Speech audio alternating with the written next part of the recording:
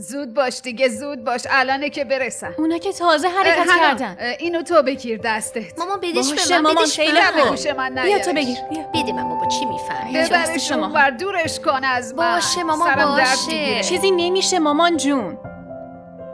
اونو درست بذار. اومدن. قربونش برم. نه بگه عزیزم، بدش بغل من. ماشالله ماشالله، نازه. خوشگلم. کپی شاه میره. ماشالله، بهش دست نزن. بسم الله. مانا بیا دخترم، بیا بشین کنارم عزیزم. بیا زنده داشت. وای عروس خوش قدمم، به این خونه برکت آوردی، به من نوه دادی. الهی عزیزم. بفرمایید دهنتون رو شیرین کنید. آره بیا. بفرمایید مامان بذار جون. من با دسته خودم به عروس عزیزم شیرنی بدم. بیا عزیزم. ماشاءالله. بیا شاهمیر. نه خودم بهت میدم. پسر عزیزم. تو هم بگیر. بیا هنا، از دست منم بخور. بیا، هر دوتون دوباره عمه شدین. ماشاءالله. حالا داشت یکی سلامت این هم باشی بزنی. عزیزم. گوشاش بسته است نه؟ شاهمیر بسته دیگه، بچه میترسه.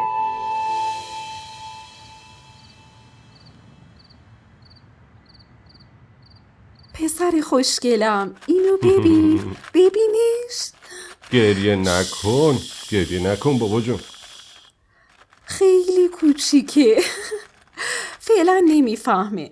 وقتی وسایل بازی رو بشناسه حسابی خستت میکنه. من هیچ وقت ازش خسته نمیشم. پسر منه. بعد از سالها خدا به این بچه داده. ببین وقتی بزرگ بشه بیشتر از تو با من جور میشه. که اینطور؟ همه جا با خودم میبرمش. نماز جماعت برم اینم با خودم میبرم. با هم میریم بیرون غذا میخوریم. وقتی رفت مدرسه هر روز خودم میبرمش و میارمش. باشه اول اسمشو بذار. تو چیزی انتخاب نکردی؟ من؟ سعدو انتخاب کردم. ولی سعد که اسم پسر آبجی آبده است. تو پرسیدی منم بهت گفتم. از بچگی این اسمو دوست داشتم. معنی سعد میشه خوشحالی، برکت. پسر ما بزرگترین خوشحالی زندگیمونه. البته که هست. پس تمومه. اسمش شد سعد.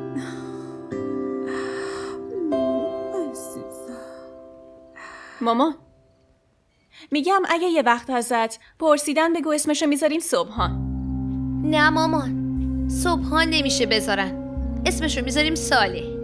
آبجی آبده. اسم پسرای داداش شاهنوازم تو گذاشتی. این دفعه نوبت منه دیگه. نه بابا، مامان اسم پسر شاهنواز هنید گذاشت. مامان ببین آخه چجوری اسم انتخاب کردی. هنید، سعد، هر دوشونم هم وزنن. باید با اسم پسر من فرق کنه. من این دفعه تحمل نمی کنم. ای بابا مگه چیه؟ هنید کجا و سعد کجا؟ بس خوبه دیگه. میذاریم سبحان. همینو بس. باشه دخترم، بذار بپرسن، میگم اسمشو بذارن سبحان. خوبه والا. اسمو من میخوام بذارم، دعواشو این دوتا میکنن. مامان خوشگل خودمونی دیگه.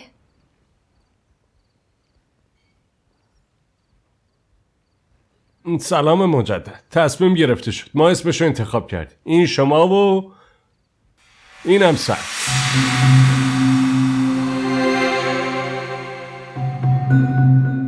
اسمش چیه؟ سعد. اسمش سعده. سعد که اسم پسر آبجی آبده است. خب که چی؟ حالا مگه چی شده؟ توی یه خانواده اگه 2 سعد باشه قیامت به پا میشه؟ من یه جایی خوندم که این اسم پرمعنا و زیبایی و پربرکت هم هست. اگه 2 سعد داشته باشیم خونمون پربرکت تر میشه.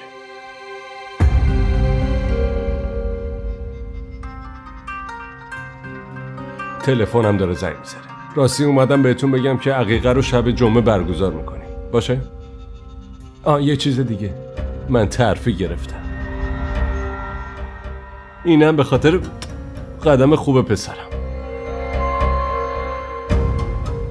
شاهمیر، بله؟ تو این خانواده اسم بچه ها رو من انتخاب میکردم، نه؟ آره خیلی خوب میدونم. دفعه بعدی شما بذارین. خودتون میدونین که سالها نذر و نیاز کردم که پدر بشم. منم واسه خودم آرزوهایی دارم دیگه. سعد باید شیر بخوره. شب جمعه مراسم عقیقه است. سقوط کردم، اونم تو این سن و سال. خیلی سخته، خیلی سخته.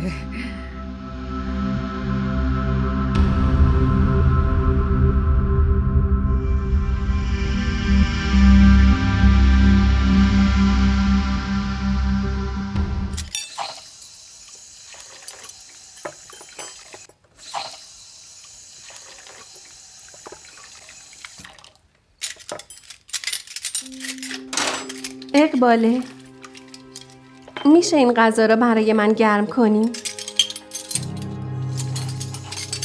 من خیلی خسته شدم.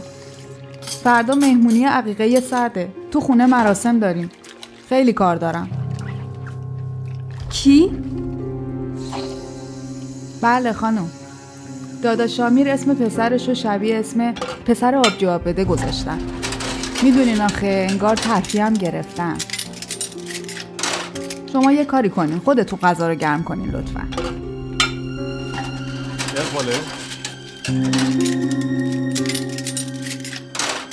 اقباله اینجایی؟ بله. تو ماشین یه مقدار وسیله است، میشه بری بیاری؟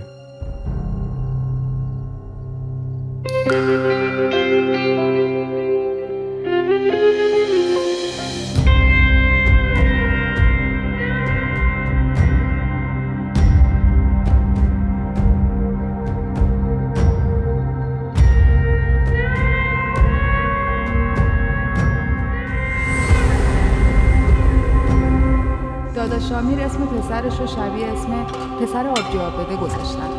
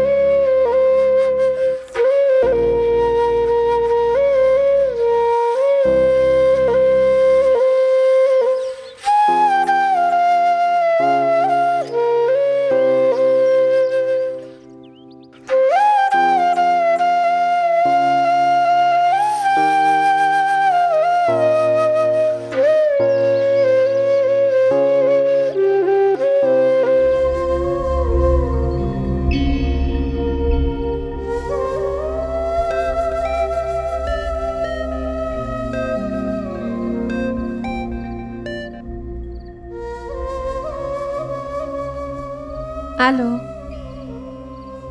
سلام. سلام. میخواستم باهات حرف بزنم. ولی من نمیخوام باهات حرف بزنم. چرا حرف نمیزنی؟ راستش به خاطر این که تو به زدن حرفای غمگین عادت کردی، ازشون لذت میبری و اصلا به این فکر نمی کنی که ممکنه طرف مقابل چقدر ناراحت بشه. راستش من الان کار دارم، بعدن حرف میزنیم.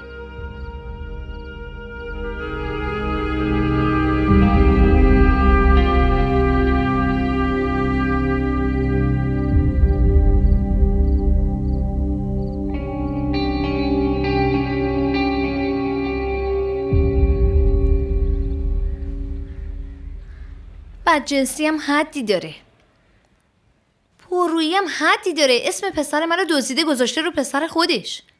مامان این مونا خیلی موزیه ها. یواش، صدا تو خب میشنوه. بشنوه. بذار بشنوه. ببین به خاطر به دست آوردن دل شاهمیر میخواستیم با مونا خوب تا کنیم، ولی این به این معنی نیست که ازش بترسیم و ساکت بمونیم. این زیاده رویه. دختره عادت کرده که چیزای بقیه رو بدزده. جالبه. از شما که فقط اسم پسرتو گرفته، ولی از من همه چیمو گرفته و برای هیچ کس مهم نبود. آزرا خانم، تو با من دهن به دهن نشی خیلی بهتره. همه این بله ها به خاطر تو سرمون اومده. کی هستن اینا؟ از کجا اومدن؟ آرامش از خونمون رفته مامان. محبت ما خواهر برادر رو مثال زدنی بود، ولی الان انگار همش خواب و خیال بوده. هیچی همین جوری نمیمونه دخترم. منم آخر تبدیل میشم به اون پیرزنی که نشسته گوشه خونه و قرقر میکنه. وقتی هم کسی بهش گوش نمیده بالاخره ساکت میشه. چی کار کنم دخترم؟ دیگه کاری از دستم بر نمیاد.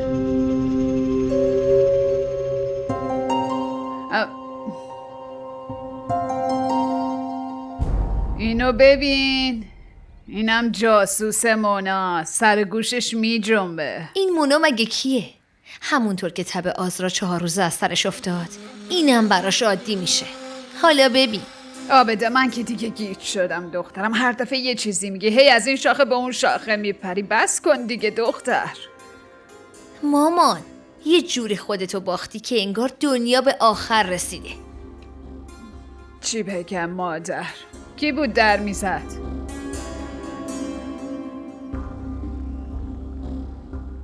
میبینی؟ تو این خونه مادر تو دیگه اصلا هیچ احترامی نداره.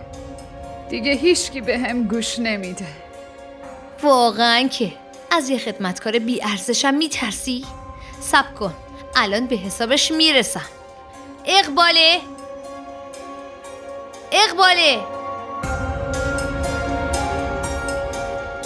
بله آبجی، چی شده؟ مگه نشنیدی مامان چی ازت پرسید؟ اقباله همینجوری سرتو میندازی پایین میری؟ چیه مگه آبجی؟ وسایل مراسم آوردن، رفتم به دادا شامیر بگم. اینو از اول نمیتونستی بگی که سرتو انداختی و رفتی پایین؟ 2 قرون ارزش نداری، چطوری جرأت کردی به مامان بی احترامی کنی؟ مگه تو صبحخونه‌ای که اینجوری رفتار میکنی ها دختر؟ چی شده؟ سر صبحی چرا دعوا رو انداختی؟ شاهمیر، این خدمتکاره به مامان بی احترامی میکنه.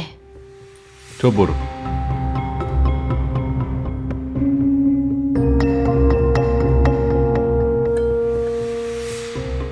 چی شده؟ شاهمیر، این خدمتکار داره بسه آبجی بسه. اگه کسی کارمونو میکنه و مراقب خونمونه، نمیتونین هی بهش سرکوف بزنین و اذیتش کنین. دم به دقیقه نمیتونین بهش تیکه بندازی که خدمتکاره. اگه ول کنه بذاره بره، کی کارا رو انجام میده؟ شما میکنین؟ یا کسی رو برامون در نظر گرفتین؟ شاهمیر، به نظر تو احترام به مامان و خواهرت اصلا مهم نیست داره؟ بس دیگه آبجی، بس تو رو خدا. تو خونه ما از این سیاست بازی ها در نیار.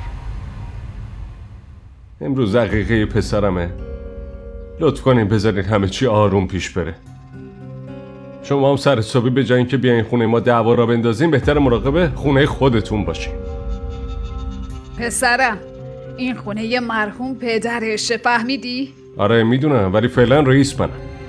این خواهرته، غریبه که نیست. اگه خواهره، پس برای آباد کردن خونه برادرش تلاش میکنه، نه اینکه خرابش کنه. ببین آبجی، دیگه بس. به بهونه مامان تو این خونه سیاستای خودتو پیاده میکنی. دیگه بسه. خسته شدی. من تو این خونه دعوا نمیخوام. واسه آرامش پیدا کردن نمیتونم هر دفعه از این خونه برم. نکنه میخواین زن سومم بگیرم.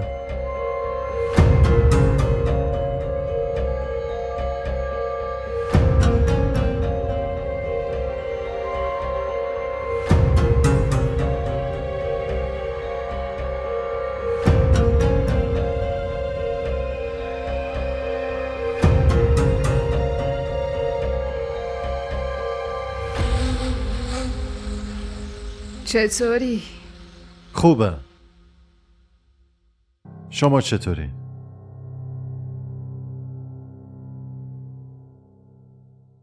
چی شده؟ ناراحت به نظر میرسین. پس فهمیدی ناراحتم؟ آره، کاملا مشخصه.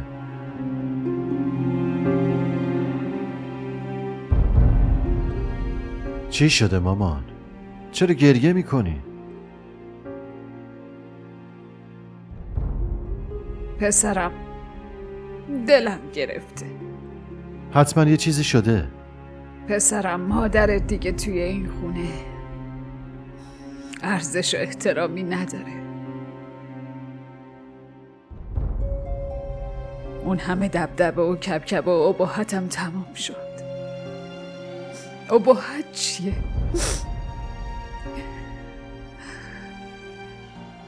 کسی حتی احترام بزرگ بودنم رو حفظ نمی‌کنه.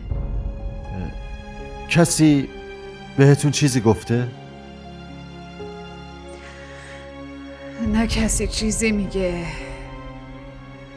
نه چیزی میپرسه. پسرم شاهمیر اسم پسرشو انتخاب کرد. حتی از من یه سوالم نپرسی. تو شرکت ترفیعی گرفته. دلیل پیشرفتاش دعای مادرش بوده. بعد میگه از قدم پسرم بوده.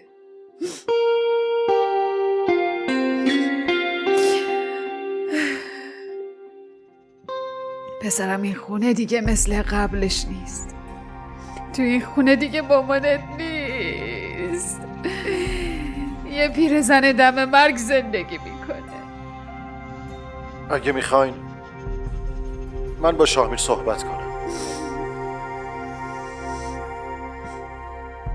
نه پسرم نه. اون بین دوتا زنش گیر کرده. دوتا زن گرفته که چی آخه؟ زن دومش خوب از خجالتش در اومد و اون آزرا حرف از دادگاه و ارث و میراث میزنه. میگه از این خونه سهم برابر داره. حق داره دیگه. دایی جون پول بیشتر اون خونه رو خودش داده. سند خونه رو هم به اسم شما و آزرا زده. چرا کسی درد منو نمیفهمه ها؟ دنیا همینه مامان. آدما تو همین دنیا تاوان کاراشونو میدن. همونطور که شما درد کسی رو نفهمیدین، الانم کسی درد شما رو حس نمیکنه. شاهنواز تو هم؟ نه مامان، دارم بهتون میفهمونم که اینقدر شکایت نکنید. انگار که شما مظلومین و بقیه دارن در حقتون ظلم میکنه. چی گفتی؟ من زیاده روی میکنم؟ مامانت زیاده روی میکنه؟ تو که منو تنها گذاشتی و فرار کردی. از دوتا پسرم یکیشون گذاشت رفت. اون یکی هم که با دوتا زنش نتونست از من مراقبت کنه. بعد تو به من میگی زیاده روی میکنم؟ منظورت چیه ها؟ بگو دیگه منظورت چیه؟ من براتون قابل تحمل نیستم نه؟ زناتون رو اذیت میکنم؟ مگه من از شما چی میخوام؟ فقط احترام میخوام که اونم برای شما سخته، مثلا مادرتونم.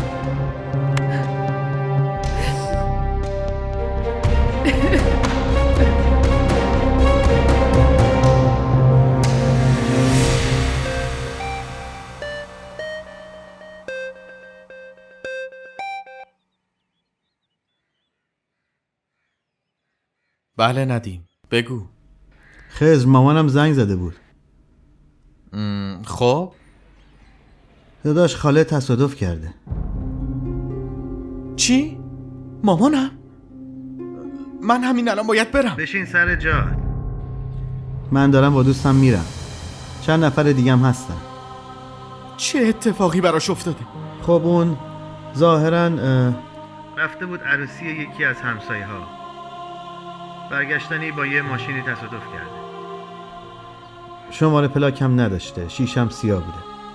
همون بیشرفه. نقشش همینه. میخواد که تو بری دیدن مامانت.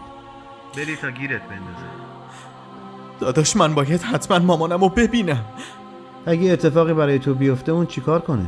به اینم فکر کن. من میرم، نگران نباش. حالا دیگه قطع کن. باید برم.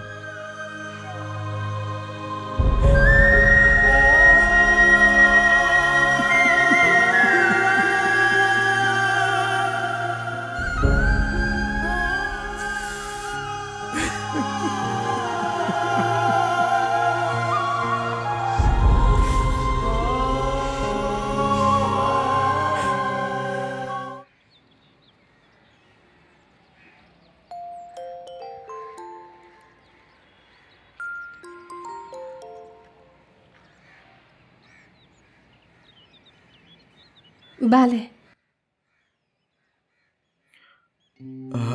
میشه همو ببینیم؟ کجا؟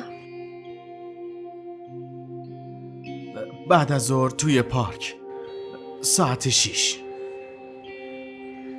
باشه.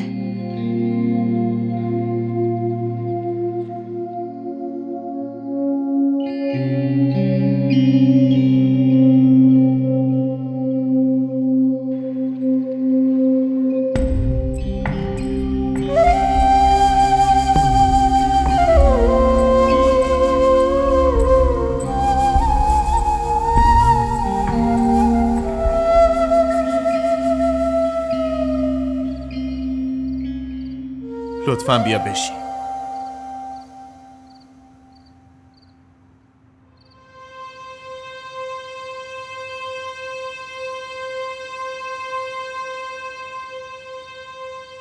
اتفاقی افتاده. چی شده که آدم محکمی مثل تو اینجوری شکسته؟ فقط ساکت کنارم بشی.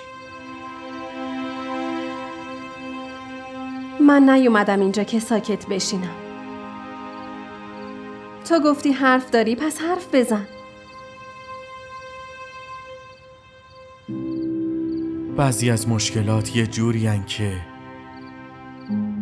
با حرف زدن با کسی حل نمیشه.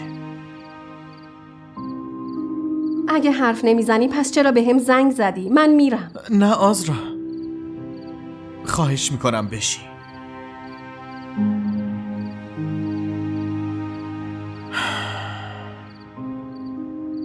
فرض کن که امروز نتونستم توی تنهایی خودم گریه کنم. راستش اومدم که بهت نشون بدم توی این دنیا فقط تو نیستی که غم و غصه داری. منم دارم. هر اتفاقی برام افتاده تو از همش خبر داری. راستش من فکر می‌کردم فقط در حق زنا ظلم میشه. در حق تو چه ظلمی شده؟ دردت چیه؟ میخوای بشنوی؟ من تنها پسر خانواده، شاگرد ممتاز استادام و برادر یه خواهر ناکامم. تو دانشگاه مقطع فوق لیسانس میخوندم. میخواستم دکترام بگیرم. ولی روزگار مسیر زندگی منو جوری تغییر داد که توی خوابمم نمیدیدم. ندا پزشکی میخوند و قصد داشت جراح بشه. من و مامانم هر وقت میدیدیم داره درس میخونه کلی ذوق میکردیم، ولی فکر نمیکردیم درس پزشکی رو ول کرده و داره عاشقی یاد میگیره.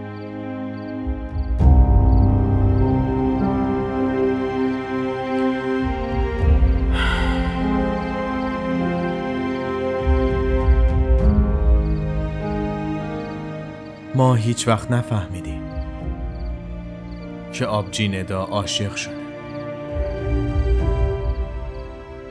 اونم عاشق یه آدم خطرناک. اون طرف برادر یکی از آدمای کله گنده و خطرناک بود، همایون.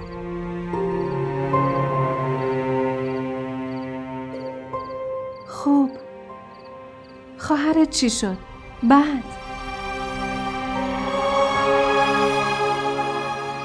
بعدش یه شب ندا رو توی ماشین همایون دیدم.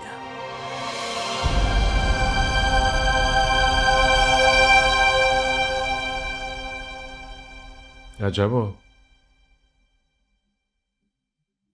واقعا که مهمونا دارن میان و شما خوابیدین مامان. پاشین حاضر شین، الان مهمونا میرسن.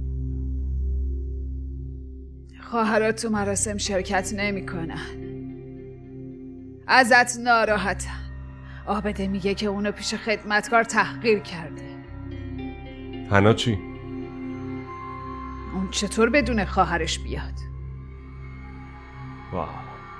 و شما چرا نمیای؟ مشخصه دیگه، وقتی دخترام نیان من چرا تو مراسم شرکت کنم؟ واقعا که خواهر کوچیکم نمیاد چون خواهر بزرگش نیومده. مادرم واسه این نمیاد که دختراش نیومدن. من بچه شما نیستم؟ من از خیابون پیدا کردی؟ ببین مامان، یه دونه پسر دارم و یه مراسم براش میگیرم. بعد شما شرکت نمی‌کنی؟ دارین بیشتر از آزرا برام درد سر درست میکنی. خفه شو شاه میر. یادت باشه که یه پسر جوان دیگه هم دارم. زیر منت تو که نیستم.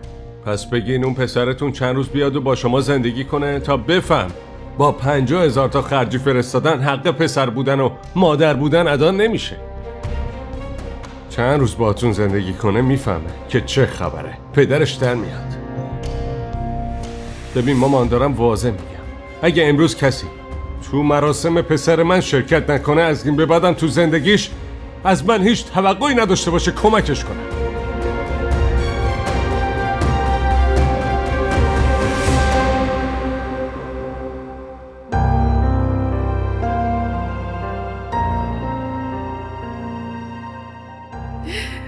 به مادرش بی احترامی میکنه.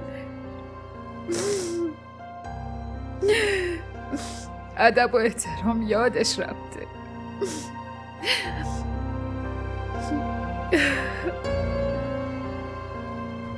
بعد از اون روز زندگی رو برامون مثل زهر تلخ کردن.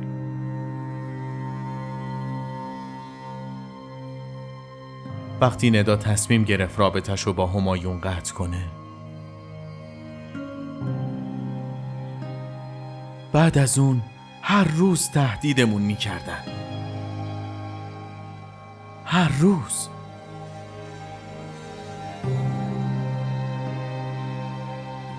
میگفتن اگه آبروتون براتون مهمه باید به ازدواج ندا با همایون رضایت بدی. بعد از اون بود که همایون خودش شروع کرد به اذیت کردن ندا. تازه ندا متوجه شده بود که این عشق نیست. بعد از اون دیگه کارشون به جایی رسیده بود که عکس ندا و همایون رو چاپ کردن و روی تمام دیوارای محله چسبوندن.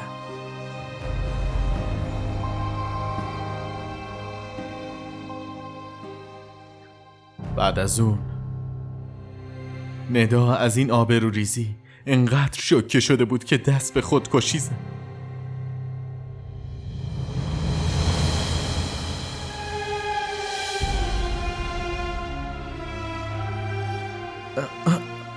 قبل از اینا وقتی که ندا پیش همایون بود، من رفتم بیارمش. ولی بعدش همایون اسلحه کشید و درگیری شد. توی اون لحظه من واقعا نمیدونم چی شد و نفهمیدم که اون اسلحه چجوری شلیک شد و اون گلوله دقیقاً به سمت گلوی همایون شلیک شد و اون کشته شد. قتل همایون افتاد گردن من و من مجرم شدم. قتل؟ آره، درسته، قتل. 2 سال پروندم در جریان بود. خواهر عزیزم رو از دست دادم. مامانم هم بیچاره از همه چیش گذشت که بچه‌ش رو نجات بده. توی دادگاه وقتی که مدارک و شواهد رو دیدن آزادم کردن. ولی برادراش میگفتن که نمیذارن زنده بمونم. گفتن منو تیکه تیکه میکنن و میندازن جلوی سگاشون. از اون روز به بعد ندیم کنار منه. این خونه یه داییشه. به خاطر همینه که من توی اون خونه حبس شدم.